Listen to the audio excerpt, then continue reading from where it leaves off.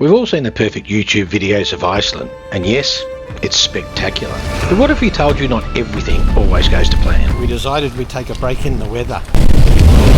It's pretty wild out there. We didn't expect to be here. We're David and Paula. We're normally somewhere in off-grid Australia, but some of our followers asked if we'd ever tried a campervan adventure rather than our off-road caravan and our Defender tow car. So when we decided to tick one of our bucket list items and see the Northern Lights in Iceland, we thought, let's do a 2,000 kilometre lap around the famous Iceland Ring Road in a campervan on the cusp of winter. How different can it be? We'd love it if you like and subscribe, because that helps us send 100% of our YouTube ad revenue off to charity. And please follow along our not so perfect ring road trip in Iceland. The road's been shut because there's been an accident on the road, which sounds nasty.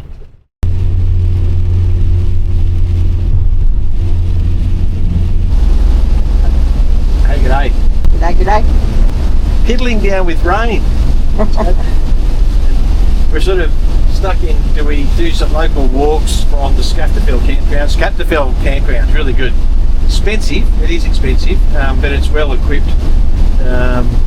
and comfortable, and good amenities. So we've decided to brave the rain, and we're going to head up to the Ice Lagoon and Diamond Beach and just see what we can see. There's going to be some places we have to be in the rain, but we've just had to cross through a few of those single lane bridges. There's a few single lane bridges on Route 1, and the rule's pretty simple. So back home there's a give way on a particular side. Here it's whoever is waiting in line first has right of way, which mostly works. We saw yesterday there was somebody who didn't quite get that. It didn't affect us, it was affecting some other people. I expect Diamond Beach is going to be a bit of a washout today. But if we, hang on, just someone travelling at 50 kilometres an hour or something, maybe that's the speed limit here, 40 kilometres an hour.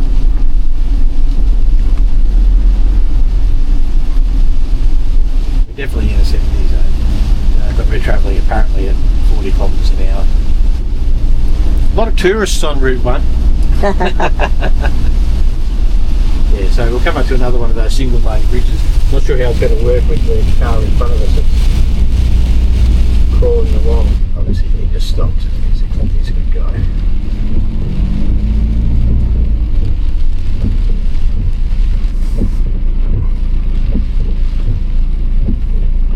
There you go. We let them through. Yep, he does.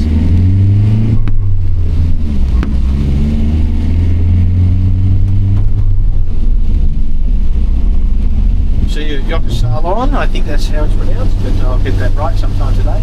And Diamond Beach. We decided we'd take a break in the weather to come to Jokulsarlon. The weather's following us. Come in shoulder season, they said. Look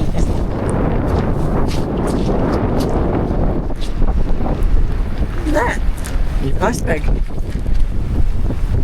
That's what it's supposed to look like.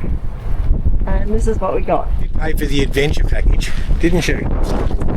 Somewhere back there is a glacier. I don't think that looks like fun today. Anyway, hope they're enjoying themselves. After a short walk in miserable conditions, we decide to head to nearby Diamond Beach. Insta moment here is supposed to look like this. I know. You have diamonds though.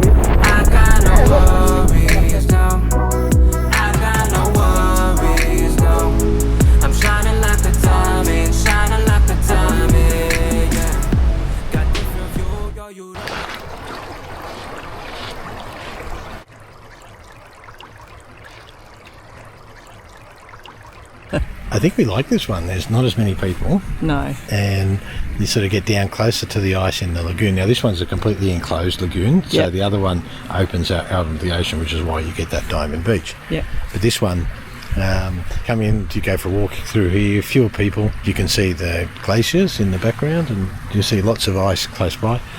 But we can see the glacier from here, and we can just see the mountains.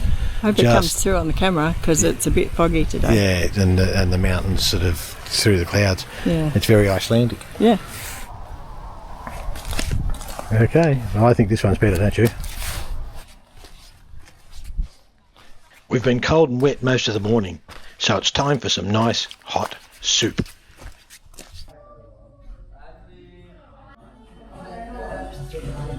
Oh.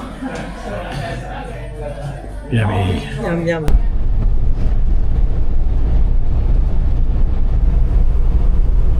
Well, interesting morning.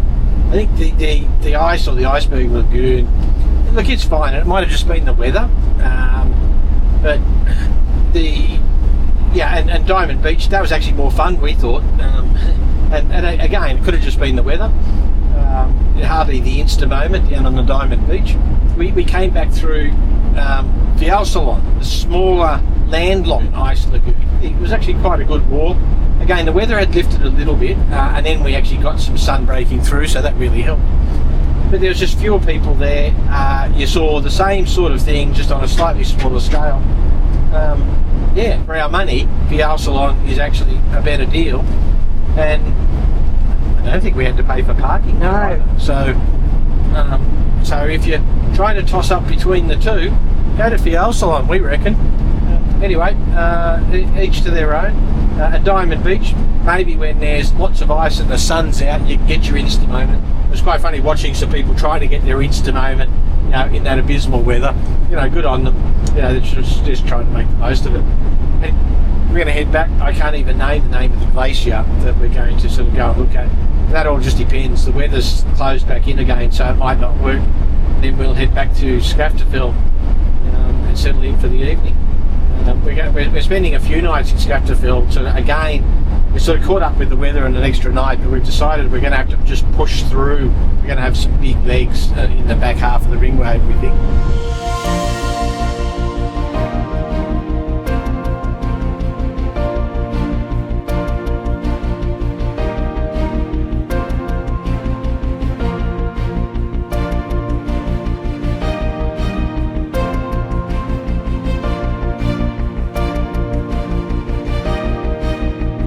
After this, we decided to book an ice cave tour.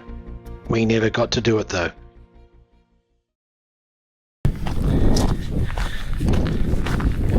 Oh, I'm by myself. I decided not to do this one. It was once a hidden secret, but it's now a popular walk. Paula stayed tucked up in the van, and I headed off to get some photos and drone footage. Little did I know, our trip was about to take a turn for the worse.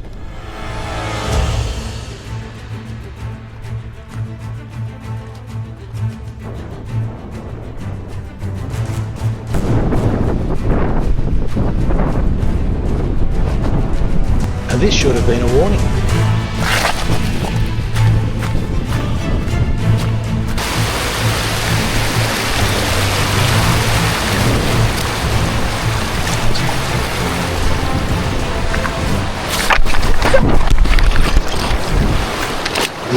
Yeah, just missed it. It's okay? I think so.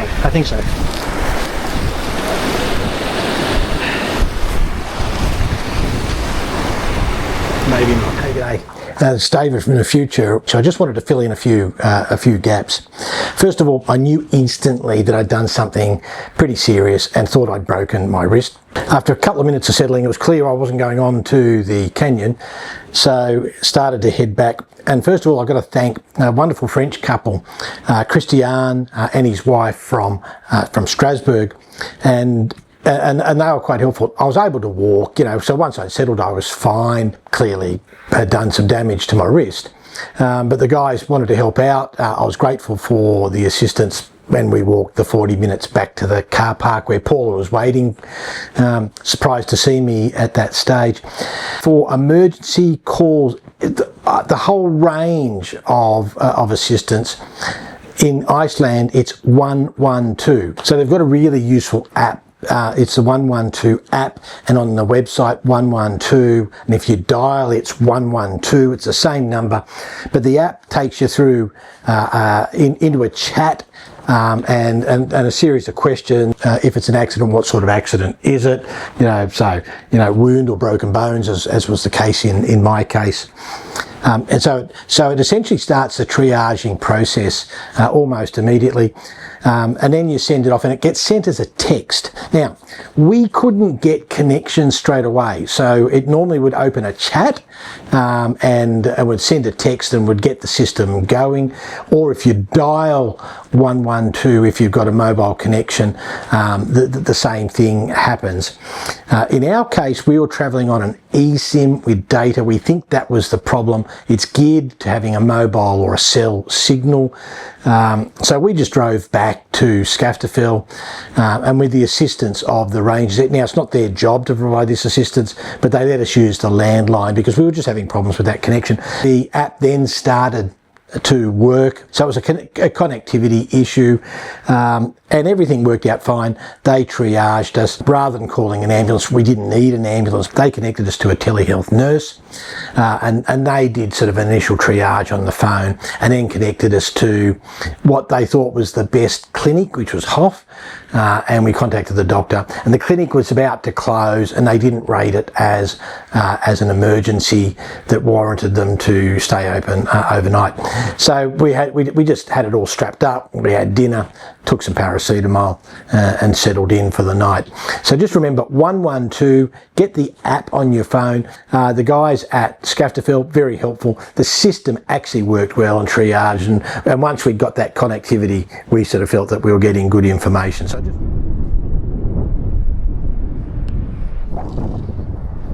Hello, you. Hello. Yeah, I haven't got any food yet. Hey? You too.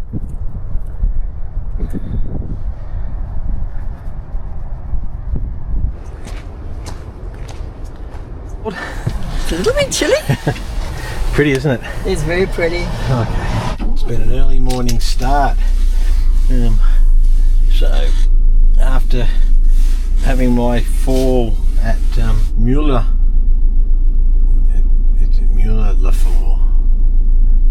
I'm sure that's not right, but anyway, we'll put the name up here. Bit of an uncomfortable night sleep.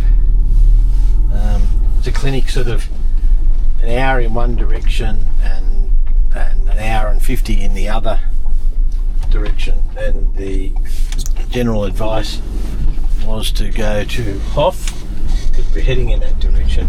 So we rang the doctor. Doctor was good. I mean, the whole system was sort of, once you had connectivity, and we'll talk about that a little bit later, they sort of triage you through a system, and they sort of figured out that I wasn't going to die overnight. Look at that view. Once they figured out I wasn't going to die overnight, there wasn't a gross deformity of the arm. They sort of said that they don't open the clinic except for full-on emergencies. We didn't need an ambulance. We pretty much come to the conclusion we didn't need an ambulance because I'd driven back to Skaftafell campground. But the clinic opens at 8. We won't make 8 o'clock. It's just been a little bit slower this morning. We didn't want to drive in the dark and the pouring rain and the wind that it was when we first woke up. So we just waited a little bit. And we're now probably about 40 minutes out of Hoffen, where we'll go to the clinic and I'll have a look at my arm and they'll tell me what's going on. But just beautiful, absolutely beautiful. I mean, the arm might be a bit uncomfortable. These little scenic little stops, and everything just everywhere you look, around every bend is another stunning vista.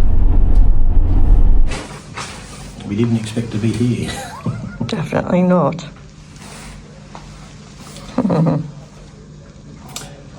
So I've broken it.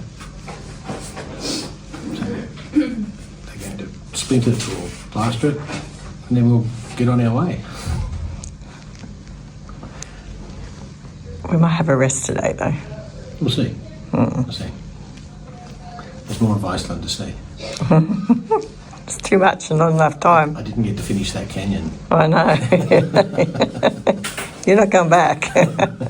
We're going forward. So actually, at this stage that we realised that cameras weren't allowed in the treatment room we were at. So we switched the camera off at that stage. They were exceptionally helpful at the Hoff Clinic. When we first got there, they had said, look, it might be a little while before we can see you because we've got other people who've made bookings. Well, of course, it's the local service, so we were fine. And as it worked out, it wasn't very long at all. They did the x-rays, they had a look, they confirmed that it was broken, put the splint on, and a couple of hours later, we were back out, went down to the local shops in Hoff, did a couple of top-up grocery items, and then we decided to head to the Viking Cafe, and Paula got her way. We decided to rest for the afternoon before enjoying Vestrahorn and the Viking Cafe over the next couple of days.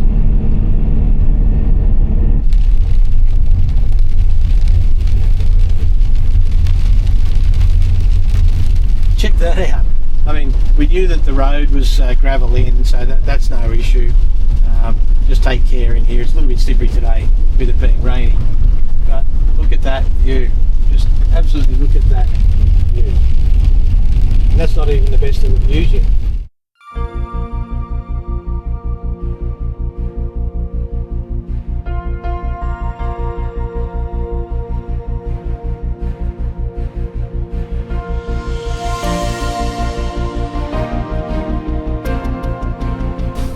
This is one of the beauties about having the van in places like Vestrahorn and the Viking Cafe, isn't it? It is. We got up nice and early before sunrise. It was raining, so we sat and waited for a while. And then we came out to the peninsula. Yeah, on Vestrahorn. At the Vestrahorn. Yeah. But anyway. Some nice people. And they've left us a chocolate. Yeah, We've got to go get the chocolate. It's really good. People from Switzerland. And we're having a good chat, and their ticket coming in didn't work, and they'd obviously bought their ticket. They had. Right, and so they came in behind us. We didn't mind, and then they seemed quite legitimate and lovely. We're talking 6 o'clock in the morning. My beanie does not look. There you go. That looks cooler. We're going back to get your medical certificate. I've got to get the medical certificate for the arm and that sort of stuff. And then we're probably just going to... And that's a good point, guys. Check with your travel insurer. We actually notified them by email to say that this had happened, but their landline emergency numbers, they weren't working, because if you're travelling on an eSIM like a lot of us do, which are data eSIMs, and we're all using the message-based apps, for calls and all those sorts of things, a lot of them are still behind the times, so they're still using, mobile cell and landline numbers and all those sorts of things. So they're very much geared to, if you're in a hotel, give us the number to the hotel and all that sort of stuff. But if you're out and about like we are, it's just a little bit hard. We had to get it done, of course. As it was 20 hours to get it done, and they were great at the clinic. But just consider, just check to see what those contact arrangements are. We've done the right thing by them. We've told them and all those sorts of things. It's well and truly within the coverage for the travel insurance. And on that note, just make sure you've got travel insurance. Like, you just never know when these things are going to happen, do you? No. All right. Anyway, we've got the coffee brewing. It's not exactly a flat white or an espresso, but it hasn't been too bad. It'll be nice and warm. See, if I pull my hat back like this and do it, I can be a hipster and we can actually have the drip coffee.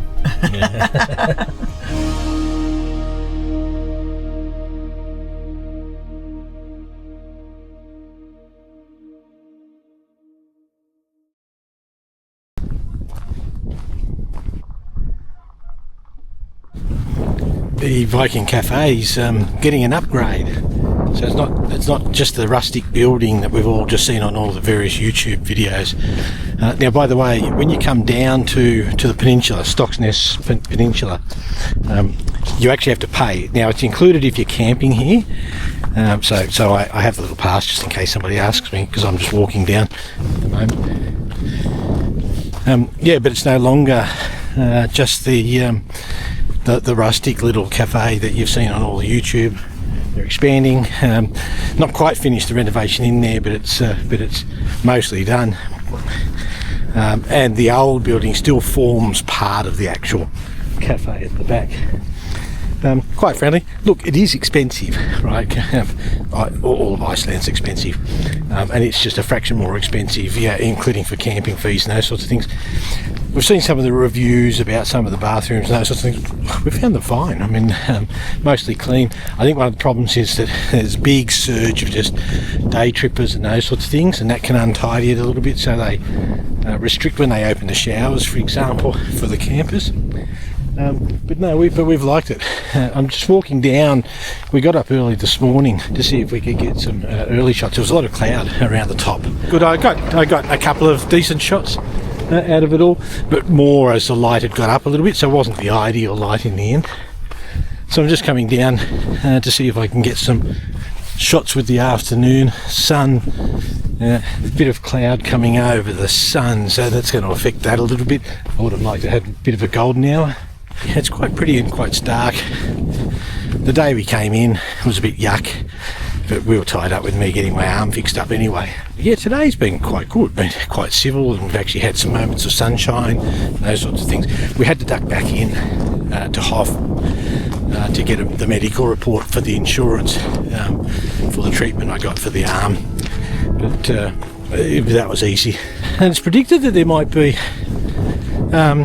a slightly higher level of activity for the Northern Lights tonight. Just looking at the map for the Icelandic Meteorological Office, it's a bit hard to tell whether the cloud might block it here or not. You can see all these cars parked down here. They're all visiting the Viking, the old farm Viking village.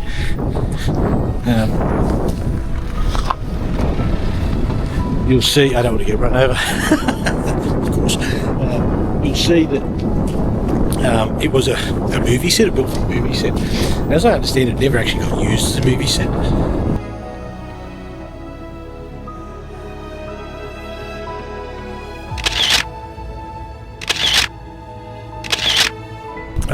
Chilling off. It's a very popular spot, so it's really hard to get a clean shot. But what can you do? I mean, everybody's paid, they all want to come and see it. Going to head back, get something to eat, and just maybe, if those clouds stay thin, just maybe we might see some Northern Lights here tonight. Who knows? As the light faded, the telltale signs of the aurora appeared. Later that evening, we drove down to the peninsula for a spectacular light show.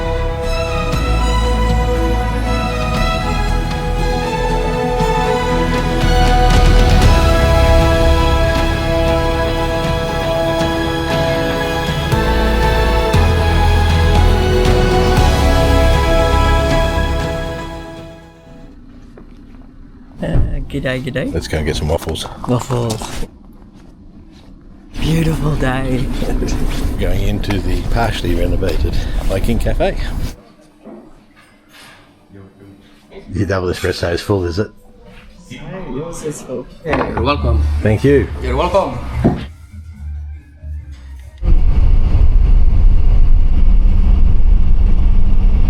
G'day.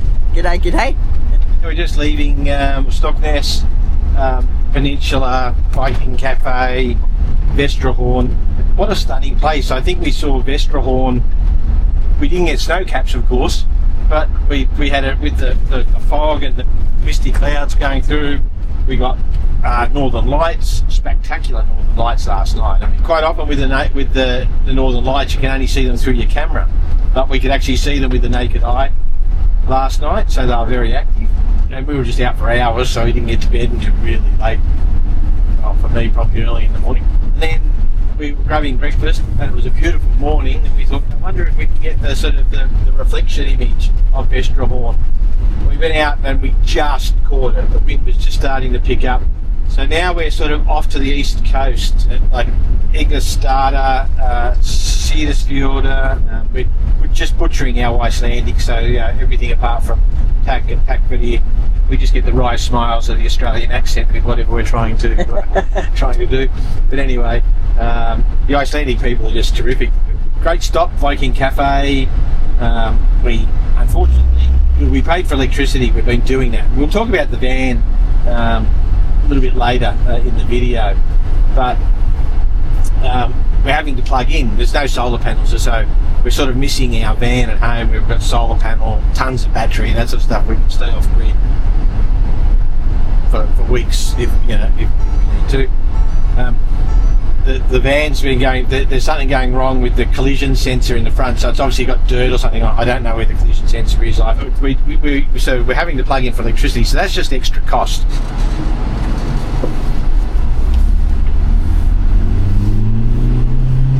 Oh, we're about to go through our first tunnels.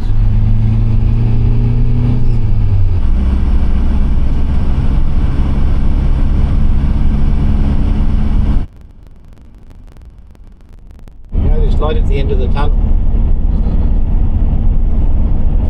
Blue sky. Look at that. Stunning morning to drive. Like we've had all the weather, and this morning it's just beautiful. We got back to the campground. It was after midnight last night, after the Northern Lights. You pay for electricity, and they only book in the number of people for the number of electricity points that they have there, which is 8, 4 in one part of the campground and 4 in another. And we'd been camped up, went out to see the Northern Lights, came back, and somebody was parked in our spot. That's fine. There's no designated spot, just designated power points. But unfortunately, someone had been a bit naughty and had plugged in. So there was someone who obviously hadn't paid for electricity and plugged in, which meant that last night we didn't have electricity. So a few of our things, which is fine. The van was fine. We've been finding the van would last overnight, particularly if we've been driving during the day. The company says 6 to 8 hours. We've actually found a little bit better than that on a couple of times that we've done it without electricity. But what it's meant is that we haven't been able to plug in some of our devices and those sorts of things that charge them up. So we'll have to do that at some stage during the day. The 12 volt works, it's just that if you need 240 volt, you need to be plugged in, and that tops the battery up as well. So today, Egglestarter, Cedarsfjord, don't think we'll get up to the other canyon up there today. We'll see how we go. We've got about 3 hours driving time today, so we've got a bit of time in the day, but this is one of those days where we've got to catch up a little bit of ground. So this morning we got up nice and early, and we went and had breakfast at the Viking Cafe, which is really quite nice. We had waffles, yum yum. And waffles is sort of like their little signature thing, isn't it? Yeah. There, yeah. Yeah, there. And we had waffles and coffee. I had an espresso. It was really quite nice. But David had a cappuccino. It wasn't much job. Sorry guys, in Reykjavik we actually had a couple of decent coffees. We like our coffee from Australia. So they didn't have flat whites there, of course, but they had lattes. That was just like warm milk. That was a vague brown colour, and the cappuccino. It was nice and hot. Like, it was pleasant, but certainly not what we used to in the coffee. Paula was smarter. You were smarter. Yeah, Paula was smarter. She had the espresso. It looks like it's going to be a nice day today. We'll settle in, and we'll get a few kilometres under our belt.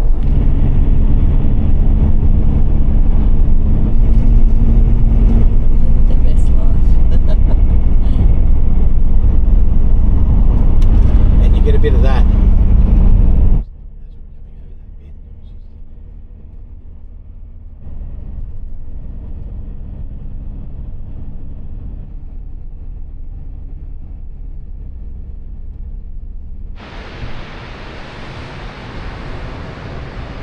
Like every corner there's a new vista. Yeah, it's pretty. We're not going to have enough room on the SD cards, and you're not going to have enough time to watch all of this.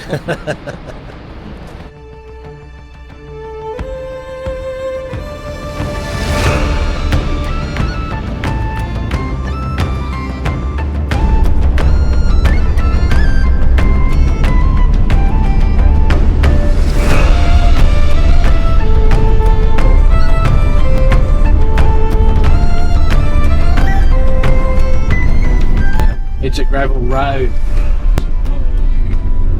Idiot. It's just silly stuff. You right? Got hit on the noggin by the first aid kit which came.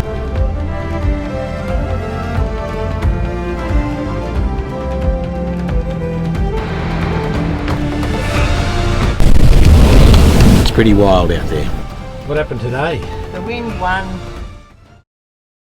Again, thanks for joining us. Please don't forget to like and subscribe, and remember, 100% of our YouTube advertising revenue goes to charity.